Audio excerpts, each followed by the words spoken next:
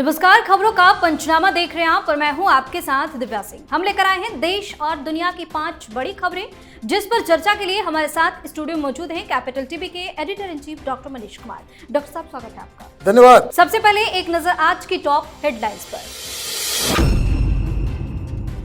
केरल में हो रही आरएसएस की बैठक में कई मुद्दों पर हुई चर्चा। डॉक्टर से दुष्कर्म और वायनाड त्रासदी पर उठे सवाल, नक्सली हमलों को लेकर भी हुई बातचीत।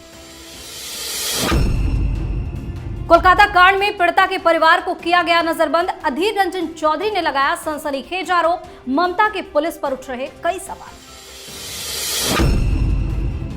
असम सीएम के नमाज ब्रेक वाले बयान पर मचा घमासान। एनडीए की सहयोगी जेडीयू और लोजपा ने की आलोचना। कहा, क्या कामाख्या मंदिर में बलि पर लगा सकते हैं रोक।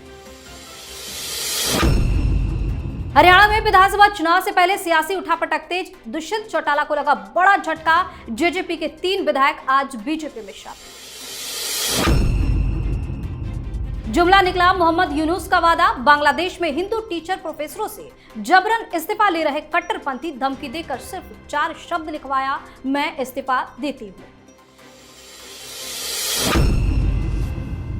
सबसे पहली खबर में बात आरएसएस बैठक की। केरल के पलक्कड़ में 3 दिवसीय आरएसएस की समन्वय बैठक का आज दूसरा दिन रहा।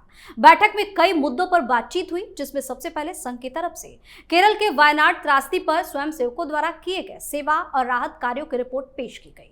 दूसरा, संघ और उनके अनुषंगिक संगठनों को लेकर चर्चा हुई। इसके बाद बंगाल में मौजूदा हालात, खासकर बंगाल में चुनाव बाद हिंदुओं के ऊपर हमला और कोलकाता में महिला डॉक्टर के साथ हुए दुष्कर्म के बाद हत्या के मामले पर चर्चा हुई। वहीं पंजाब को लेकर खास बातचीत की गई। साथ ही बैठक में नक्सली हिंसा को लेकर भी चर्चा हुई, जिसमें कहा गया कि नक्सली हिंसा में काफी कमी आई है। आज आरएसएस की बैठक में बहुत सारे मुद्दों पर जिक्र हुई है, उसमें से बंगाल भी शामिल है। देखिए, ये जो आरएसएस और उसके तमाम जो सिस्टर ऑर्गेनाइजेशंस हैं, 32 ऑर्गेनाइजेशंस के तमाम रिप्रेजेंटेटिव्स के साथ बैठक है। आप ये समझिए, संघ पूरा परिवार जो है वहां पे मौजूद है। उसके जो टॉप लीडर्स हैं वो पलक्कड़ में देश के भविष्य के बारे में चिंता व्यक्त कर रहे हैं। जो सबसे बड़ा सवाल वहां पे ये है कि भारतीय जनता पार्टी, उसके रिश्ते, जहां भारतीय जनता पार्टी की सरकार है वहां पे संगठन के साथ कोऑर्डिनेशन, अपनी पीड़ा, अपना दुख, कार्यकर्ताओं का दर्द वहां संघ की तरफ से भारतीय जनता पार्टी के सामने रखा तो जा ही रहा है, लेकिन जो तमाम तरह के जो चिंताएं देश के सामने, चुनौतियां और जो गतिविधियां चल रही हैं, उसके ऊपर भी वहां पे अच्छी खासी बातचीत की जा रही है। सही कहा कि जो वायनाड के अंदर त्रासदी आई, ये कांग्रेस वाले राहुल गांधी ये तो घूम घाम के चले आए, वहां विरोध प्रदर्शन भी हुआ, लेकिन उस मुस्लिम बहुल इलाके में भी आरएसएस ने न धर्म देखा, न जाति देखी, न कुछ देखा। जिस हिसाब से इन लोगों ने काम किया, उससे आरएसएस की साख केरल के अंदर तो बढ़ी बढ़ी, देश के अंदर उसकी इज्जत भी बढ़ी है। लेकिन बड़ा सवाल बंगाल को लेकर के है, और बंगाल को लेकर के तमाम संगठनों ने भारतीय जनता पार्टी से कई कड़े सवाल पूछे और सुझाव भी दिए कि आप अपने कार्यकर्ताओं को छोड़ के भाग गए, चुनाव के बाद इतनी हत्याएं हुई, आप एक्शन नहीं ले पाते। तो जो जानकारी आ रही है, आगे आने वाले 3-4 दिनों में बंगाल में भारतीय जनता पार्टी का एक विशाल प्रदर्शन होने जा रहा है, जिससे ममता बनर्जी की कुर्सी खतरे में आ सकती है। जी, अगली खबर में बात कोलकाता कांड की। पश्चिम बंगाल में आरजीकर मेडिकल कॉलेज की लेडी डॉक्टर से दुष्कर्म और हत्या के मामले में सियासत गरमाई हुई है। विपक्ष लगातार ममता बनर्जी की सरकार पर चौथरवा हमलावर है। इसी बीच कांग्रेस नेता अधीर रंजन चौधरी ने बड़ा दावा किया है। उन्होंने कहा है कि पुलिस ने ट्रेनी डॉक्टर के माता पिता को घर में नजरबंद करके रखा हुआ है। चौधरी का कहना है कि मैंने मृतक डॉक्टर के परिवार से उनके घर जाकर मुलाकात की और उनसे काफी देर बात की। पुलिस ने परिवार को नजरबंद कर रखा है। वे अलग अलग बहानों के आधार पर उन्हें घर से बाहर नहीं निकलने दे रहे। पुलिस ने उनके चारों ओर बैरिकेड बना दिया है और सीआईएसएफ को इस बारे में कोई जानकारी नहीं है। अब जिस तरीके से अधीर रंजन चौधरी ने ये सनसनीखेज आरोप लगाए हैं, उसके बाद ममता बनर्जी का क्या? भाई देखिए, आपने उन लोगों को काम पे लगा दिया जो ऑलरेडी शक के दायरे में है। सुप्रीम कोर्ट ने पुलिस की कार्रवाई के ऊपर कई सारे सवाल खड़े किए। पूछा गया कि भाई आप ये बताओ कि जब आपने अब तक अननेचुरल डेथ उसको डिक्लेयर नहीं किया, पोस्टमार्टम के लिए क्यों लेके गए? एफआईआर आपने रात के 11:45 पर क्यों किया? और अब तो सवाल सीबीआई के सूत्रों के द्वारा भी उठाया जा रहा है कि जो सब इंस्पेक्टर अनूप है उसका इस आरोपी के साथ क्या रिश्ता है। मतलब पूरा गैंग बना हुआ था वहां पे। आप मुख्य आरोपी संजय रॉय को आप बचाने की कोशिश में लगे हुए थे। तो ये सारे सवाल तो पुलिस के ऊपर है।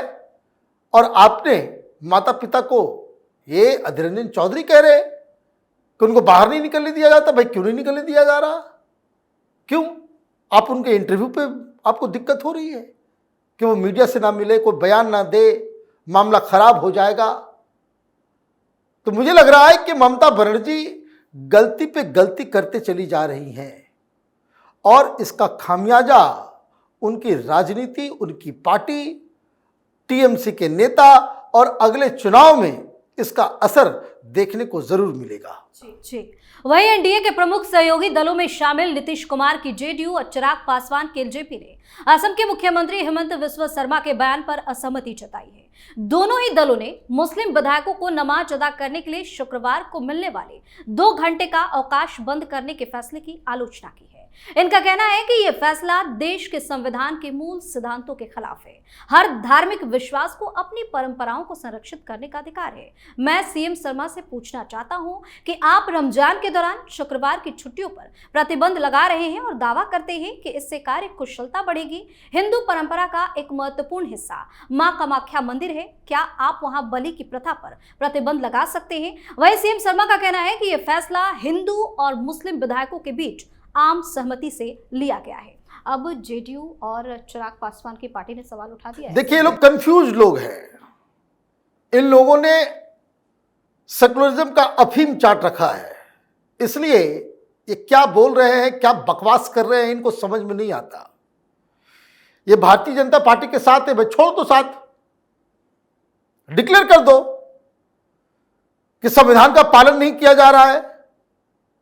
और दूसरे को आप क्यों ये सरमन्स दे रहे हो कि कामाख्या मंदिर में बलि को रुकवा दो? बिहार में तो मैं कम से कम 100 ऐसे चंडी मां के मंदिर को जानता हूं जहां पे बलिदान होता है। रुकवा के दिखाओ, हिम्मत है तुमको? ये नहीं कर सकते, चलो भाई दूसरा काम कर दो, तुम्हारी सरकार है वहां पे। भाई जेडीयू की सरकार है ना, मुख्यमंत्री, तो एक काम कर लो, फ्राइडे को छुट्टी डिक्लेयर कर दो, चलो यही काम कर दो। बिना सिर पैर की बातें करने में इन लोगों को बड़ा मजा आता है। और ये कंफ्यूजन किस बात का, क्या लग रहा है कि मुसलमान का वोट मिल जाएगा?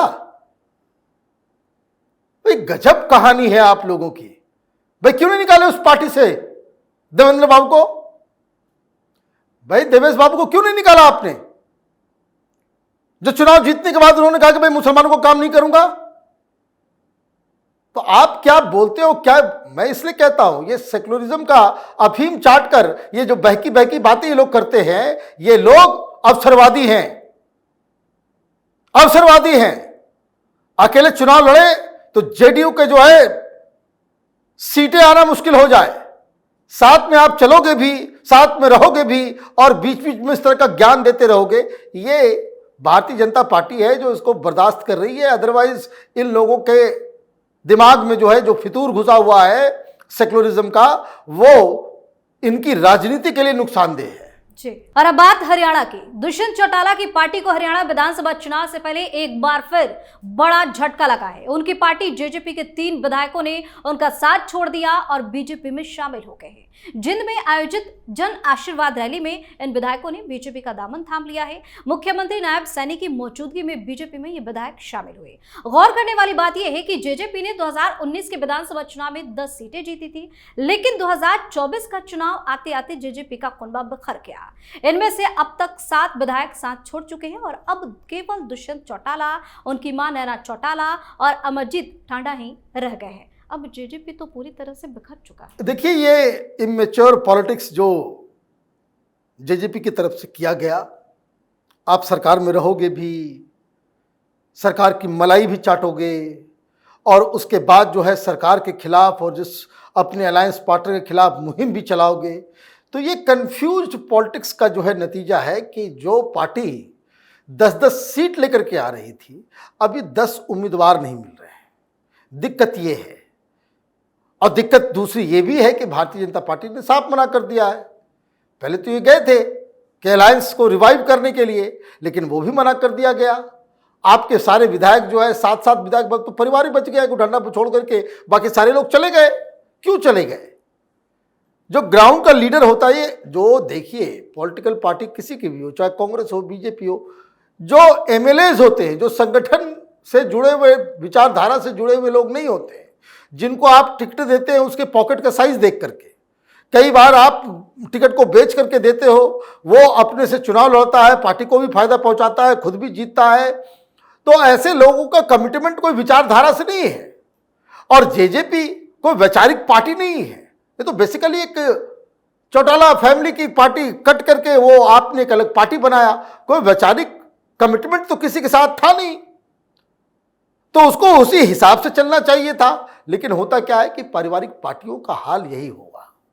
जब आपके हार, आपकी पॉपुलैरिटी, आपको क्या लग रहा है कि अखिलेश यादव चुनाव जीतना, उनकी हालत जो है ममता मायावती की तरह हो जाए कि सीटें ना आए, 2 इलेक्शन में सीटें नहीं आएगी, ये पार्टी खत्म हो जाएगी। पारिवारिक पार्टी के साथ यही सबसे बड़ी दिक्कत होती है कि एक आदमी चलाता है और ये बाकी लोगों को अपना गुलाम समझ लेते हैं ये लोग। तो ये जो हरियाणा के अंदर ये जो लगातार हो रहा है, ये बेसिकली आईसीयू में लेटी हुई बीजेपी को ऑक्सीजन मिल रहा है। बीजेपी की स्थिति बहुत मजबूत नहीं है हरियाणा के अंदर में।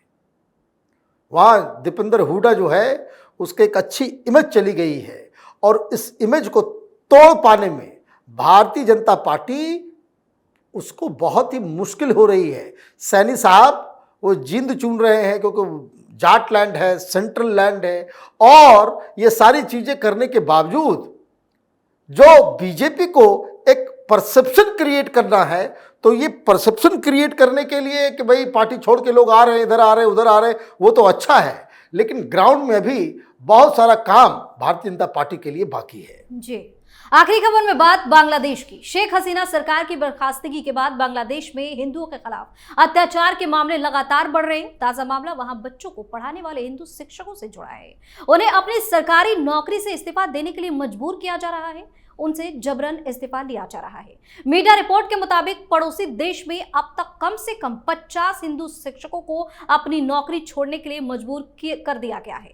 सरकारी कॉलेज के प्रिंसिपल शुक्ला रानी हल्दर को भी अपना इस्तीफा देना पड़ गया है। 29 अगस्त को छात्रों और बाहरी लोगों की भीड़ ने उनके कार्यालय पर धावा बोल दिया और उनसे इस्तीफा देने की मांग की। कई घंटों तक डराने धमकाने के बाद परेशान हल्दर ने एक सादा कागज पर सिर्फ मैं इस्तीफा देती हूं लिखकर सरकारी नौकरी छोड़ दी। आखिर कब तक चलेगा हिंदुओं पर अत्याचार? भाई अत्याचार शुरू से हो रहा है, आगे भी चलेगा, अभी भी हो रहा है। ये तो रवीश कुमार, अजीत अंजुम, इस तरह के तमाम ये जो बुद्धि से कम पत्रकार हैं, ये सब नाच रहे थे। ये मुर्गी चोरों, बकरी चोरों, अंडरगारमेंट्स चुरा करके जो भाग रहे थे प्राइम मिनिस्टर के घर से, तो ये नाच रहे थे कि डेमोक्रेसी आ गई, डेमोक्रेसी आ गई। हाँ, नाचो आप, शर्म नहीं आती इन लोगों को? भाई आप इस तरह के राउडिज्म को, मोबोक्रेसी को डेमोक्रेसी बता रहे थे, तो ये तो होने देखिए। वहां पे हिंदू समाज को खुद अपनी रक्षा करने के लिए खुद खड़ा होना पड़ेगा। भाई 1 करोड़ के आसपास अभी भी जनसंख्या है तुम्हारी, 1 करोड़ कम नहीं होते। 20-25 लाख लोगों ने सरकार को बदल दिया। आप विक्टिम कार्ड खेल करके वहां बैठे रहोगे तो आदर आप मरोगे या फिर आपको कन्वर्ट कर दिया जाएगा। इसलिए वहां पे कोई मदद तो यहां से जा नहीं पाएगा। यहां से भारत जो है वो सिर्फ बता सकता है, कुछ कर सकता है। कोई हिंदुओं की रक्षा हो उसके लिए कोई एक्शन नहीं हुआ है, बस दबाव डाला गया है। यह आगे चलता रहेगा क्योंकि वहां पे इस्लामिस्ट लोग आ गए, वहां जमात का कब्जा हो गया है, वहां आर्मी का कब्जा हो गया है, वहां कोई डेमोक्रेसी आने वाली नहीं है। और इसलिए इस तरह की खबरें, अभी देखिएगा कृष्ण जन्माष्टमी नहीं मना, अभी दुर्गा पूजा आने वाला है। बांग्लादेश में हिंदुओं का सबसे बड़ा पर्व, वहां मूर्ति नहीं लगा पाएंगे ये लोग। इस तरह की स्थिति बन गई है। जब शेख हसीना थी तब ये लोग उपद्रव करते थे, अब तो शेख हसीना नहीं है, वहां पे तो ऑलरेडी एक इस्लामिस्ट कम्युनल सरकार आ गई, तो वहां हिंदुओं की स्थिति खराब हो रही है। मुझे तो तरस आ रहा है उन लोगों के ऊपर कि जो लोग यहां पे डिस्को डांस कर रहे थे कि डेमोक्रेसी आ गई, डेमोक्रेसी आ गई।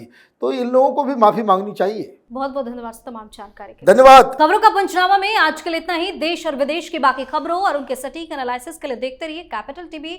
हमें लाइक कीजिए, शेयर कीजिए और हाँ, कैपिटल टीवी को सब्सक्राइब करना बिल्कुल न भूलें। धन्यवाद।